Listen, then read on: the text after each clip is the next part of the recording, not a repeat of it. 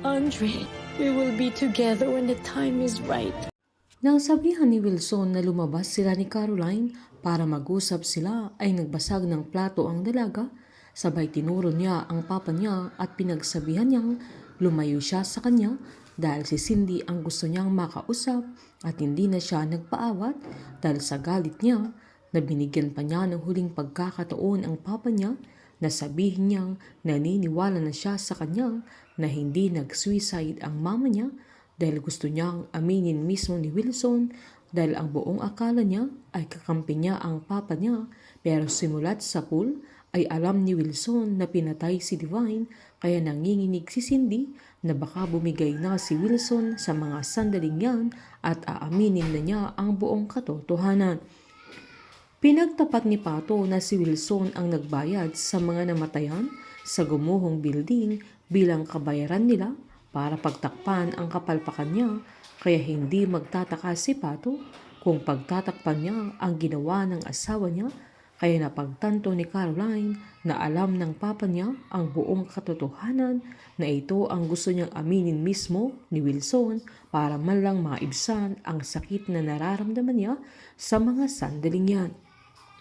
Imbes na umamin si Wilson ay nagmakaawa pa sa dalaga na mag-let go na siya, na naiintindihan nila na upset siya, pero pasigaw na sinabi ni Caroline na hindi siya upset dahil mas matindi pa doon dahil sinungaling si Wilson. Sabay tinuro niya si Cindy na isa rin siyang sinungaling.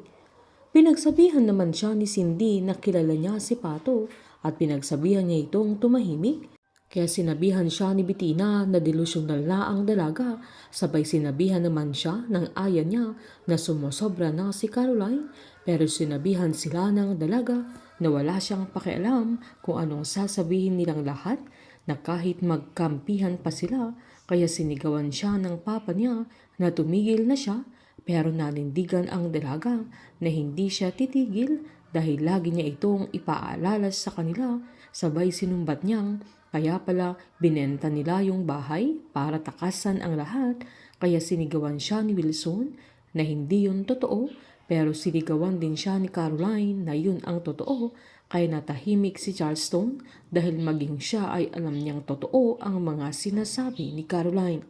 Habang tahimik naman si Bingo nang kausapin siya sa bahay nila at sinabihan siya ng papi niya na hindi niya akalain na biglang tigas ang binata, na ganun na siya kasiga dahil basag ulo na siya, na hindi naman siya pinalaking ganun, sabay sinumbat niyang umiinom din siya pero hindi siya naghahanap ng gulo habang nanggigigil sa galit si Bingo. Nilapitan din siya ng mamang niya at sinabihan siyang hindi niya pinalaki ng ganoon ang binata, sabay tinanong niya kung anong nangyayari sa kanya at kung si Caroline ba ang dahilan kung bakit nagkakaganon si Bingo. Nang hindi na makapagtimpi si Bingo ay sinigaw niyang nanay niya ang dahilan ng lahat, na nakita niya yung walang kwentang nanay niya, kaya natahimik sila Lola Nene at Munching dahil hindi nila lubos akalain na may mabigat na pinagdadaanan si Bingo pero hindi niya sinasabi sa kanila.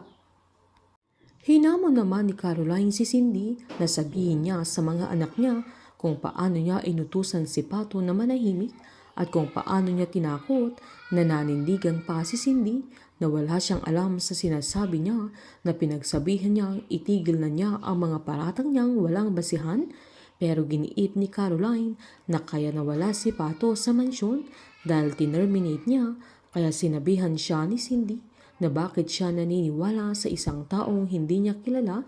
na mas pinapaniwalaan pa niya kaysa sarili niyang pamilya, kaya sinabi ng dalaga na mas pinapaniwalaan niya si Pato kesa kay Cindy.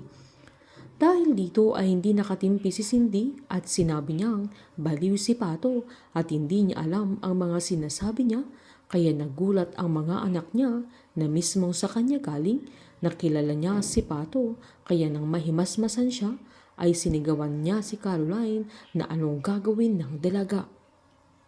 Nanindigan naman si Caroline na hindi niya hahayaang matatakasan ni Cindy ang ginawa niya sa mama niya, kaya natakot si Cindy maging si Charleston. Nagmakaawa pa si Wilson na tumigil na ang dalaga, Pero hindi siya nagpaawat, sabay pinagbantaan pa niya ang papa niya na kung patuloy niyang proprotektahan si Cindy ay ayaw na niyang maging parte ng pamilya nila, sabay umalis na ito.